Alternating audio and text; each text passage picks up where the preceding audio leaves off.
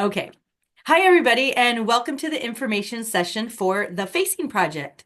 I am Nicki Fiocco with Transform Mid-Atlantic, and we're going to share information about our partnership with the Facing Project. We're joined today by co-founder and president JR Jamison. And fun fact, JR and I are both AmeriCorps alumni. So, with that Mhm. shared background, we're really excited to be on this information session because we both understand the importance of sharing stories of impact and how these stories can drive change and how service can truly transform a person. And the Facing Project is all about storytelling, which you're going to hear about coming up here soon. This is actually our fourth year in partnership with the Facing Project, and we're really excited because we're currently accepting applications for proposals, which are going to be due on April 18th, 2025. But you're going to learn more about those details later in this info session. So, with no further ado, I want to hand it over to JR. JR, what is the Facing Project and how did it come into existence? Yeah, thank you, Nikki. It's so great to be with you today and to be with your member institutions to talk about our partnership and the work together. The Facing Project is a storytelling nonprofit that I co-founded in 2012 here in my hometown of Muncie, Indiana. And the project is a organization that creates a more understanding and empathetic world through stories that inspire action. And what we mean by that is stories are important, right? And storytelling is important, but to what end? What way can our own narrative shift projects or programs or even policy in our communities? And so what we do is we work with communities and we define that broadly. A community could be an institution of higher education, it could be a nonprofit, it could be a city, it could be all of the above working together. But we work with communities to help identify a topic or issue that they want to dive deeper into in their community. And we work with them to use our model to collect the narratives in that way to then use them to create lasting change in their communities. I do feel like there's a little background history here where you did a project and you Mhm. thought it was going to be a one and done project, but a little mayor in this in your town got a listen and was interested in this Yeah. project. Can you talk a little bit about how this grew into this amazing program that you have? Yeah, so the very first Facing project before this was even the Facing Project organization was called Facing Poverty in Delaware County, Indiana, which is the county where I am at in Muncie, Indiana. And in 2010, an economist wrote a piece in our local newspaper about our poverty statistic. And at that time, our poverty statistic was close to 43%, which, if you know anything about poverty stats and the poverty level, that's really high. That's almost half of our community living at or below the poverty level. And there were many reasons for that. One of them being we're a Rust Belt community, being in Indiana. So by 2010, many of the factories in our area had shuttered due to automation. Some of those jobs had moved elsewhere. But what it caused is our unemployment numbers to spike. But people weren't leaving our community, but there weren't other jobs that they could go into. So that caused our poverty rate to spike. This economist was talking about this, but said that that 43% included college students, and that in his opinion, he didn't feel that college students were actually poor. He felt that college students were just living in situational poverty while they were in college, and that they basically skewed the data. Well, my background is higher education. So, to tell your members a little bit about me, I spent 20 years in higher ed working on college campuses in community engagement. And then I was the executive director of what was then called Indiana Campus Compact, now called the Community Engaged Alliance, which is essentially a sister organization to Transform Mid-Atlantic. So, I had known college students who lived out of their cars to make it through school. I knew college students had couch surfed. I knew college students, many college students actually, who were first generation and didn't have that role model or person to really guide them through higher ed. So this idea that should be extracted from the data, this blanket statement just didn't sit well with me or Kelsey Timmerman, who is my co-founder on the project. Both of us are writers as well and published authors. So we started batting around this idea with Molly Flotter, who was the executive director of an organization called Teamwork for Quality Living. It was a poverty-serving org in our community, about how do we kind of counter this narrative that this economist has put out there. And we thought, what if we could tell the stories behind that statistic, right? Like statistics are important, but again, statistics you can paint in a certain way, or you can say, oh, we should extract this person because we believe X, Y, and Z. So we said, let's tell all the stories behind that number, including college students who are facing poverty. So we decided, yeah, let's do this. So we put a call out to recruit storytellers for the project. We worked with Molly, obviously, at Teamwork and about 17 other poverty serving orgs in our community to get the word out that we were doing this project. We had several storytellers step forward to say, yeah, we'd love to tell our story. But we ran into kind of an interesting situation where not every storyteller could actually write their story on the page. Some people had never learned to read or write. So we had to say, how do we make this equitable? And we got the idea, what if we partnered a writer with storytellers who couldn't write their own story, and they would help write that story in the first person as if they were the storyteller, and the storyteller would be in complete control. But we didn't want anybody to feel singled out. So then we said, everybody gets a storytelling partner. And that's what we did. We collected 21 narratives, but it actually ended up being 42 people working together to create those stories, right? We put them in a booklet that was literally a stapled booklet up the side, and we shared them throughout our community. We worked with our local community theater and had actors bring those stories to life on stage through a monologue event. And then we used those stories in what are called listening circles, which is a facilitated opportunity for the broader community to come in, interact with the stories, and have conversations about what poverty meant in our community and the role that they play in combating poverty or working with poverty serving organizations. And yes, like you mentioned, we thought this would be a one and done project. We wanted to, in many ways, right, share these stories and kind of counter this statistical narrative.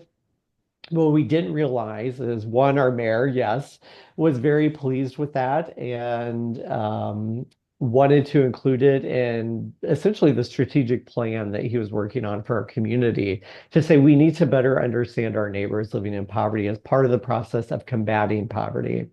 There was also a bank that came forward and donated $75,000 to Teamwork for Quality Living, which was the partner we worked with, to help them continue their work of combating poverty and sharing stories, right, of those who live in poverty. And then we had other nonprofits come to us and say, hey, we saw this thing that you did. Can you do that for us on disabilities? Can you do that for us on addiction? And we started to say, yeah, we'll do this, right? Because we're writers, we believe in storytelling, we believe in community engagement. But it became somewhat unwieldy because, right, we Yeah. both had full-time jobs, we were both writers, we were both volunteers, we both had families. We had so much going on that we thought, okay, being equitable again, does this make sense for us to be the ones leading all of these projects in our community? Or does it make better sense for us to take time, put a toolkit together, a training process, and say to people, no, we can't lead the project for you, but we'll teach you how to do it. We'll give you our resources for you to lead the project, and we'll be there as a coach and a cheerleader in the background as you do this project. So that's how we reformulated about a year after that first facing project, and then it's just kind of grown from there. It's like a side gig gone viral. Yeah, I mean it really was, right? It was a moment where we didn't think, right? Like when we first got involved in facing poverty, if you would have said to me a year from now, you're going to have multiple different orgs in the community wanting to use this process to tell their story, and they want you to help tell it, and you're going to have to step back and spend an entire summer working on training materials, I would have told you were crazy, right? But that's what happened. And really, it was pretty organic and it grew from there. And our model still today, right? We're in 2025. So now it's been really like 13, 14 years since that first facing project. Our model has stayed pretty much the same. Of course, it's tweaked over time. Our toolkit's now on its third iteration. Our trainings have been tweaked over time. But really stay true to that model of storytellers and writers working together to develop these narratives. We publish books for the communities. We have the theatrical model, we have the listening circle models, but it's a way for communities to come together through their own narratives to talk about their stories, but better yet, talk about what can we do about it now that Yeah. we know, right? Yeah. That's such a follow-up piece of like we know we hear the stories, we feel the impact, and now what can we do? And I think the storytelling and the way that the Facing Project final product of the books comes together is Mhm. really acts is as a very good tool for everybody to start on the same page, right? Like Mhm. everybody understands the project or the problem. We're talking about the problem and we're in that community. So it's not like an outside source coming in saying, this is your community problem and this is how Yeah. you should fix it. It's really a Mhm. collaborative conversation and it's Yeah. fascinating. It's super fascinating. I mean, I get emails all of the time from people who say, "Hey, I've come upon your website. I'd love to be a writer for the Facing Project." And I have to tell people, like, unless there's a project happening in your community, I can't assign you as a writer to a project that's happening because, to your point, exactly, it's hyper local. It has to be all local writers, all local storytellers in that community working on telling their broader story around whatever topic they've chosen to face in their community. So as much as I want to help writers, right, I'm a writer and I would say, yeah, I would love for you to plug into this. But unless there's a project happening in your area, I just really can't. That's just not how our process or our model works. Yeah, as you were talking about the hyper local, I mean, obviously there was an appetite for this, over 10 years ago. But now since, we're 4 years out or 3 years out of the pandemic, however you want to look at the timeline, Mhm. there's this huge desire and need for that community and local engagement because I feel like we Mhm. just all lost touch with each other of what is actually going on. And I Yeah. think that actually the pandemic put a massive spotlight on the discrepancies between the poverty and the folks that have things and people that don't have things. So, Yeah. what else should we know about the Facing Project? I know you had a few slides that you wanted to run through. I don't know if right now is a good time to share those or if there's anything more that folks need to know about the Facing Project's mission, Mhm. vision, and going forward. Yeah, before I share my slides, I'll just say or reiterate what I mentioned that our entire mission is to create a more understanding and empathetic world through stories that inspire action.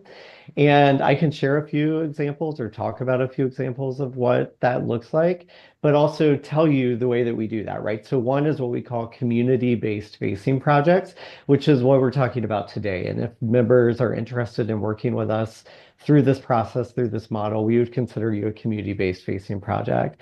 The other way that we do that is through the Facing Project Press, which we established in 2020. And the press is where we publish and distribute Facing Project books for you and on your behalf. So prior to 2020, it was left up to communities we worked with if they wanted to develop a book to do so. And oftentimes it ended up like our very first project where maybe it was on cheap paper, it was stapled up the side, it didn't really have like a brand to it. And we had to have a deep conversation about the work that we're doing, the model that we're creating, and putting out high quality books for our projects so that people take this seriously too, right? Like there's something they can interact with a high quality book. And distribution would allow us to get these books into libraries, to make it easy for local bookstores to get copies of them to have in their bookstores. So we created a partnership with Ingram Content Group, which is a book distributor. And in 2020, we founded the Facing Project Press. So now we lay out and design books for all of our Facing Project communities. So that's another way that we get stories out there. And then in 2018, we started a partnership with National Public Radio or NPR through Indiana Public Radio, which is the local affiliate here in Indiana, to produce the Facing Project radio show, which is another way to get stories from past Facing projects to a broader audience. We'll share stories out in that way. We'll bring in national experts to sit down and have conversations around various topics that have been faced in our communities. So those are kind of the ways that we get stories out there. But to give a few examples of inspiring action, So Springfield, Ohio, Wittenberg University did a project on LGBTQ folks because they wanted them to be a protected class in the community. It had gone in front of their city council multiple times. An ordinance kept getting shelved. So they decided to do a facing project as a way to help get the stories out in a different way, to get the community talking about, right, some inequalities that exist for with LGBTQ people, right? So about a year after their project was done, and by done, that means the book is out in the community, theatrical events are happening, the listening circles are happening. About a year later, it went in front of their city council again, and an ordinance was passed to make LGBTQIA individuals a protected class. So we're really proud of that work that they did and us helping them do that. Another example is Kansas State University. This was a student-led project where students wanted to convince their administration that they needed a food pantry on campus for food insecure students, but also faculty and staff who were living at or below the poverty level. And they felt like they weren't being heard. And they kept being told there's a food pantry not far from campus. People can access that, right? But that didn't take into account the effects that would have on the community and people who are food insecure in the community and accessing those resources. So the students wanted to do this project. So we worked with a group of students there with a faculty advisor, and they faced hunger. And much like Springfield, Ohio, about a year after their project was done, food pantry was established on their campus. So in both of these examples, is that 100% because of the Facing Project? No. But did the work of the Facing Project with these communities make a difference and help influence that? Absolutely, right? Yeah. We absolutely believe that. Yeah, and I think it goes back to the what I had said is that everybody's on the same page, right? They're reading the same stories. All the information's right here. Whenever you want to do policy change or anything, and that's not Mhm. necessarily what the Facing Project it tends to do, but create, I think the focus is to, or the outcome is Mhm. change, right? And Yeah. but you got to have all of the background and the stories to basically say why there needs to be change. Yeah. And sometimes those stories are just a source of healing. So, in the wake of the 2019 mass shooting in Dayton, Ohio, in their historic Oregon district, where a gunman went to their, it's basically a nightclub district. A gunman went to that area. It was a warm summer day night, right? And opened fire, ended up killing, I believe, 9 individuals, injuring like 20 people. Their mayor and a sociologist, also from Sinclair College, reached out to us and said, we would love to use the model as a way to help tell survivor stories from that night, as a source of coming together, a source of healing, but also for us to have a deeper conversation about gun violence in our community. But kind of that jumping off point was about healing, right? So Yeah. we worked with them to collect those narratives. Another example is Atlanta, Georgia wanted to face human and sex trafficking, and it was multiple different organizations working in that area who wanted to do this project in conjunction with their PBS affiliate, but they wanted to use the stories as a way for people to kind of heal and process some of the trauma they had gone through. Kind of an interesting side byproduct that came off of that, though, was that the Atlanta Hartsfield Jackson International Airport ended up using those stories and recording them, and a kiosk was established in the Delta Domestic Terminal. So during that summer, travelers traveling through could put on headphones, listen to some of the stories, and pick up information about how to spot human trafficking while you're traveling. How do you report that in a safe manner where you're not putting anyone at risk? So we were really proud of the work that they did around that. That kind of started around healing, but then created kind of this other byproduct. It's neat to hear about how it's the same process for every organization that you work with, but the outcome of what they do is very diverse. And Yeah. really it's inspiring that all of these things could possibly transpire after a project like this. Yeah. And I mean, even though the model, right, is pretty much the same, our toolkit really is kind of a workbook. So Mm, while it gives them tools to determine and figure out the best way to lay out their facing project, we also have workbook questions in there that helps them think about to what end, right? What do I want to do that could be a byproduct? Who would be partners on that? How do I get that started, right? So we ask them these important questions so they begin to create a map for where they want to be by the time that their stories are out in their community and discussions are happening. Yeah. Wow. That's my brain is already turning. This info session is for Transform Mid-Atlantic membership in the region of Delaware, DC, Maryland, Northern Virginia, and West Virginia. And I'm already thinking about the really robust listening circles that we might be able to have after a Mhm. project like this is completed in our region. This program was kind of a handoff to me when our associate director Anthony Wagner stepped away. Mhm. So I'm like really excited to be part of this project and hopefully take this to the next level with Transform Mid-Atlantic. So Yeah. let's dive into the meat of what we're talking about with the process and everything. Yeah, sure. Let me share my slides. And JR's gonna run through a couple slides, and then at the end, I'll go over the process through Transform Mid-Atlantic. So this just kind of is an important visual, I think, for people to see before we get into some of the meat.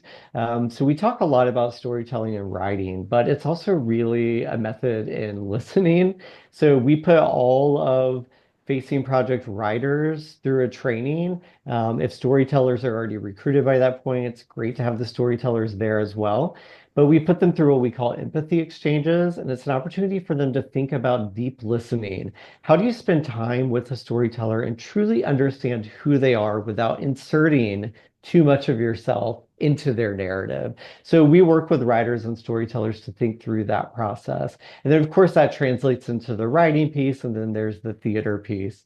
But really, that listening is such an important component to the overall model. And I bet you people really get transformed during that listening piece, right? Like that's a Yeah. human connection that we don't, a lot of us don't spend a lot of time listening to somebody's story. Mhm. Yeah, when I put folks through an empathy exchange, we start really small before we go big, right? And so the first empathy exchange they go through, it's story sharing back and forth, and we spend like 5 minutes. And I hear time and again, I can't believe in that short amount of time how much I felt like my story listener, right, Mm, heard me and got my story and mimicked it back to me in the right way. People are shocked by that, right? yeah. So, and I've even done this too, just kind of as an aside, with married couples, going through our empathy exchange process, not writing on a facing project, but when I've done empathy workshops in different capacities. And I've had married couples say to me, I learned something about my partner that I didn't know, and we've been married for 30 years. And Wow. that's always like a really great moment to be like, I think empathy exchanges in this process can change the world, but maybe I'm a bit biased. I don't We'll know. follow up with a webinar on special JR Jamison couples counseling. I know, right? I'm not a couples counselor. I just want to be clear about that. But I don't That's know, right? amazing. That Like, makes a lot of sense. That makes a lot. I mean, I won't go off on a tangent with empathy, but what I understand with empathy, it actually changes the malleability in your brain. Like it just makes mhm. it opens up blind spots for you, and it can make Yeah. you see things in a different world. This is fascinating. Yeah. Well, I'll just add to that. So we all are actually born with the basis for empathy. Like, well, like 98% of us, there's a Yes. small percentage of the population who just are born without the ability to empathize, and those are typically called, right, like sociopaths. But most of the population is born with what are called mirror neurons. So our brain is already hardwired for empathy. So that means that we mimic each other, right? Like mimicking is kind of the basis of empathy that we learn when we're kids. If we see another kid or baby crying, we might start to cry too, right? Mm. All the way to when we're adults and we're in a conference session that might be kind of boring or we're a little tired. And maybe it's this session, I don't know. Now, But people start to shift in their seats, they start to yawn. Just look around the room and see what happens, right? Other people start to do that. And what that is actually mirror neurons triggering, right? We're connected in that way. But that what is this kind of does is make it more explicit, right? It gets people together to mimic through story sharing. And that's a different way to really flex that empathy muscle that we're already, hardwired for. that's fascinating. We could do a whole other conversation about that. Yes, yeah, totally. All right, tell So us what we're looking at here. yeah, so this slide from 2016 to 2019, we did a longitudinal study. We worked with an external evaluator, and we looked at individuals who had been involved in the Facing project, primarily people who had been either writers on a project or people who had attended one of the listening circles or theatrical events. And the reason why we focused on them is because we wanted to look at attitude change around empathy, but also giving that would Mhm. happen to individuals who maybe were not necessarily connected to that issue or topic in a deeper way, like the storyteller would be. So we had about 7,500 participants during that time period who identified as a writer or someone who had attended a listening circles or theatrical event. And we sent the survey out to them, and we did essentially a 6 month later survey and a 1 year later survey. And then our evaluator aggregated the data and looked at that. We had about a 3,000 response rate, as you can see there, which 3,000 responses, which is about a 40% response rate, which is actually quite high That is very high. for a research study. And here's some really great stats that to us we're saying this speaks to empathy, but also speaks to motivation. So what we found from these folks is that 80% are more likely now to donate to nonprofits that serve the topic being faced in that community. 90% are more likely now to volunteer with those organizations. 91% indicated that the Facing Project model and the process they went through challenged previously held stereotypes that they had around that topic. And 100% of the people found it easier to understand perspectives of others after going through the process. So when we just think about kind of the space, can we just kind of hold the space for a moment, this moment in time that we're living in? Where I don't think that people are really empathizing, especially across difference. To us, we believe, right? Storytelling, empathy, these are the basis for change and to really move hearts and minds and get people to see stories for what they are, right? And to Yeah. also see that issue a little deeper than what on the surface level we can sometimes just have, right? Like a baseline argument about something that maybe we disagree with. But you can't argue with stories. You can't argue with someone's lived experience. And so we firmly believe, especially leaning into these stats, that the process of going through this kind of story exchange, story writing, and discussion process does have the opportunity to create change, like we talked about earlier, but also change attitude around the way that they approach this topic or issue in their communities. These are amazing and astonishing numbers. And again, it's my brain is going a million miles an hour about like how we need to get more people involved in these empathy exchanges and these empathy projects. This is Mhm. fascinating. Yeah. Yeah, I mean, we would love. So again, this was we had a little bit of funding and we were able to hire an evaluator who worked with us from 2016 to 2019. So we're in the talk about doing this again. Hopefully getting the funding to hire someone who would be able to kind of go back, right, and look at projects that were involved in the last few years and collecting this data again. Because obviously 2016 to 2019 was pre-pandemic. So it would be interesting to see how this may have changed. Maybe it's higher. I don't know, right? During the pandemic time and now post-pandemic world. Absolutely, for sure. It would be fascinating to see what the numbers are now. Mhm. So this gives folks an idea of projects that are currently in motion. So since we started in 2012 with that very first Facing project on facing poverty, all the way to today, we've worked with over 100 different communities in 20 US states and also a few different countries. So it's gone global to use this model. But in 2025, you can see the projects that we're currently working with there. We have several that are in the Transform Mid-Atlantic service area because of our partnership with Transform Mid-Atlantic. But you'll see also that we have projects, of course, here in Indiana, where we are also on the West Coast in Washington State. We have an international project working with 11 different countries. And then we have another international project that's ongoing that is on the island of Cyprus, which is in the Mediterranean. So I'll Wow. just pause for a moment to give folks a chance to kind of read the different topics so you could see the diversity of topics that have been faced, and then we can chat more about this. Yeah, we're very excited about the project that's happening out in Cumberland, Maryland. facing mind, body, and wellness. We're excited with that project. And I'm fascinated by the facing social justice in sports. Mhm. That seems super interesting from a Yeah. big sports fan. Yeah, so there was a phase one, obviously, that happened. That book came out in 2022. Same group that we worked with, right? It's an international project with multiple different countries. It's also working with the Olympic Committee was involved in that. So it collected narratives from athletes from the collegiate level all the way through pro and Olympic athletes, telling kind of the moment in time that propelled them to use their platforms for change, right? Wow. So we collected those narratives around that and we broke it down looking into different subtopic areas. And then we're revisiting this again now with different storytellers and some different topic areas for phase two. That book will come out next fall, so fall of 2025. So Excellent. the stories have been collected on that, and we're kind of moving into the book production phase Do you know the with that. timeline for the two Maryland projects by chance?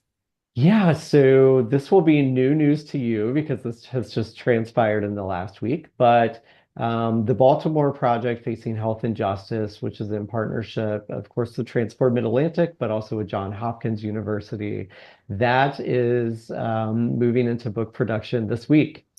So the book hopefully will be out about maybe a couple months from now. We'll let you know for sure the specific date on that. But that book will come out in a couple of months and will be out into the world.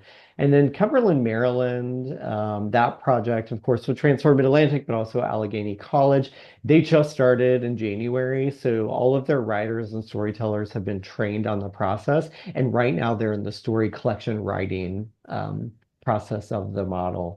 Their goal is to release their book next fall. So this spring is really focusing on the collection of those narratives and getting the stories to where they need to be for publication. Over the summer, we'll work on the book production layout and all of that for the book to come out next fall that they'll then use in their community with listening circles and different discussions that they'll be having on campus and in the broader community.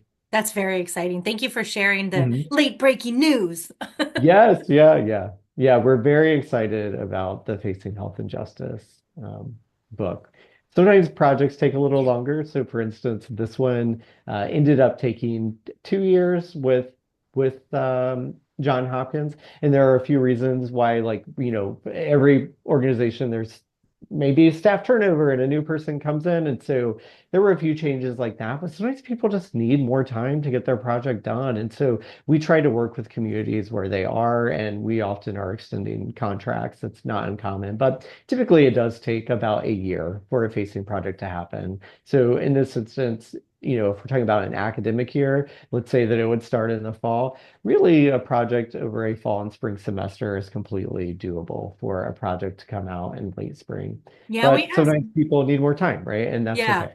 And we do ask some of those questions in the application process because we do want our partners to be aware that this is a big project and it's an undertaking and it's going to take some time. And when we want to ensure that you have support from your institution and your campuses, and we want to also be a support. So that's a good point.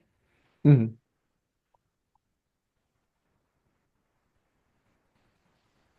So a little about the cost. So there is a cost that we do ask communities to pay because that cost covers our toolkit that I had mentioned previously, which is about a 140-page guide to help you develop your facing project. And again, it's set up workbook style, so it also helps you think forward thinking, right, on your plans of what you want to do with your project, how you want to create that change in your community.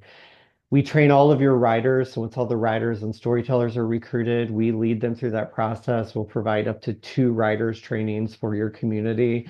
That can be done via Zoom. So I can zoom in with your writers and storytellers to do that. We provide coaching throughout that entire process. So it's not uncommon that I hop on calls with communities once a month to just kind of touch base, see where things are, how you need help, how we can help you. You might have questions about the toolkit, right? And then we can dive deeper into certain sections. Once the stories are collected, we then provide editorial services. So we look at those stories and we provide content edits. So sometimes writers and storytellers are so close to the story that there's holes in the story that just don't make sense, right, to an external reader. We are able to identify those and we go back to the pairs and we offer recommendations to go deeper into the story. Then we look at those again before they're finally approved. And then, of course, we do copy editing and all of that before it gets ready to the layout mode. And then we do the book layout on our end. So we do set the past pages for the book. We go back and forth with your steering committee to make sure everything's exactly how you want it. Photo collages are exactly how you want them. We have a designer on our end who designs all of the covers. And then we work to get your book distributed through Ingram Content Group, which makes your book available to all bookstores who want to carry it, and also for your libraries to carry it. And then also for you to be able to easily get 200 copies that we give to you to share throughout your community. Aside from the copies that are shared in your community, the 200 copies, if any copy of the book is purchased through any of the retail partners, say a bookstore in your local community decides to carry the book and somebody actually buys the book at the bookstore versus getting one of the copies at a listening circles or however you determine how to use those 200 copies, $2 of that sale go back to your community. So for the first year that your project's happening or after your book has come out, we track the royalty report on that for 1 year. And for every book sold, you get $2 back. So we just ask you to tell us where to direct those funds, and we send those funds back to you. So sometimes people get a little shocked by that $7,500, but it does cover a year contract of the time that we're working with you on everything that I just mentioned. It can be broken into 3 payments to make it easier to digest. So we do ask for $2,500 up front to get started with the toolkit and the writer's trainings. We have another 2,500 that we ask before we move into the book layout mode. And then we ask for the final $2,500 at the very end before we send you the 200 copies of your book.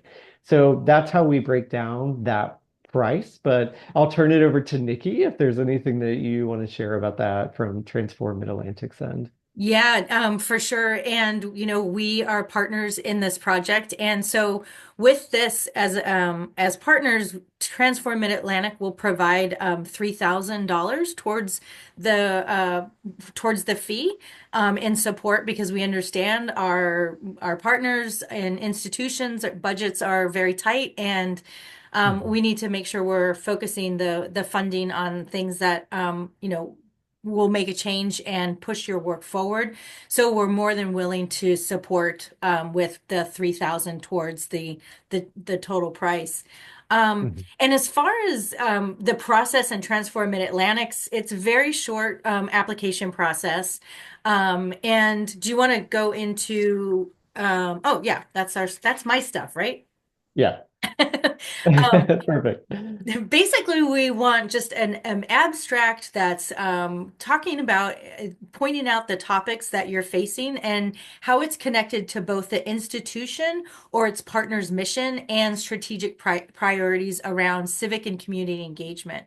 We're also Mhm. looking for projects that are also in alignment with Transform Mid-Atlantic's mission and our priorities as an organization that supports the public purposes of higher education. And we're looking for applications for projects focusing on 3 big priority areas for Transform Mid-Atlantic. One of them is related to our justice, equity, diversity, and inclusion initiatives and how it intersects with those issues with civic and community engagement programs. And the Mhm. second project that issue area that we're looking at is really related to global citizenship and the sustainable development. Again, these are both very broad terms. We keep them broad because we want you to be able to align them with the work that you're doing in your community. And the final issue area that we're looking for is our projects that are, and we just added this last year, projects that are focused on food security and healthy futures. And what does that look like in your community? So some of the questions that we ask is why are you interested in this project? And like I mentioned earlier, what kind of support would you need from Transform Mid-Atlantic, from the Facing Project team? We want you to think about these things ahead of time during the application process. And then also, how will you use this as an impact on your community? So these are some of the things that Transform Mid-Atlantic is looking for. And as you can see on the screen, or if you're just listening, those abstracts are due April 18th, 2025. And then the projects will begin the semester of 2025 into 2026. And like JR had mentioned, everyone's on their own kind of timeline here. We know that there's other priorities. Sometimes people cycle off projects. So really, JR and myself are here to make sure the project moves down the line because it's so important and so satisfying when you get that fresh book Mhm. delivered to you and you're able to utilize it either in your classroom or in your communities. So I think that covers everything for Transform Mid-Atlantic's piece. Is there anything that you can think of that I'm missing? No, I would just add to in the abstract, we do ask a question about partners because we want to see that you're working with a wide variety of partners, either on campus or in the community or both. And one thing to think about funding is that partners can help in that way. So past projects have been supported by not only the institution of higher education, but some nonprofit partners have chipped in funds as well. There might be a grant that you're already working on where you have extra funds that this might actually correlate with the work and the mission of the grant that you're doing. We've seen that happen before too. So you can get creative thinking about the ways that you might be able to collect those dollars to come up with what essentially would be if I 4,500 for the campuses match, right, Nikki? And Yeah. then Transform Atlantic would chip in the other 3,000. So that gives you some ideas to think about, if you're saying like, oh, I don't have in my own departmental budget the money to cover that, kind of thinking outside of the box on what are ways across campus that you might have other departments who could chip in, and or are there nonprofit partners in the community who might be able to chip in some as well to really make this a community-wide, both campus and community effort where everybody has kind of a stake in the game. That's such a good point. And one other thing that I'll just point out, and if you're watching this or listening to this on YouTube, and maybe you came across this and you're like, wow, this is an excellent project, but I don't really have the capacity to do this. You might know a department or an organization that would be a good fit and the timing might work for them. So definitely like just share this link along with your comments or whatever. And also all of this information, the application information, will be on Transform Mid-Atlantic's website. Yep. And we'll have that link on our website. We'll probably have this video on our website, and the link will probably be below the video. And if you have any questions, JR has put up the contact information. Yes. Yeah. So feel free to reach out to any of us. I mean, obviously, around anything that's to do with the partnership with Transform Atlantic or the abstract process, like feel free to reach out to Nikki, but also feel free to reach out to me if you have any specific questions about the model or anything like that. Well, this has been so wonderful. Again, I'm really glad that the handoff of this project was to me because I am going to really dig my fingers into this and make this even better than it already is. Because all of the books that we have in our library are amazing and the stories are wonderful. And it's just so great working with Mhm. you, JR. So thank you so much for your time and your partnership. Absolutely. Thank you. I truly enjoy this partnership. I think it's such a great fit, and our missions are so congruent, even though we do work a little differently.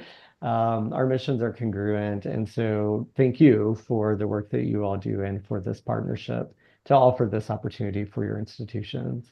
Awesome. All right, folks, our information's on the screen. You can reach out to either JR or me, Nikki, and for we're done for now. Bye. Thank you so much.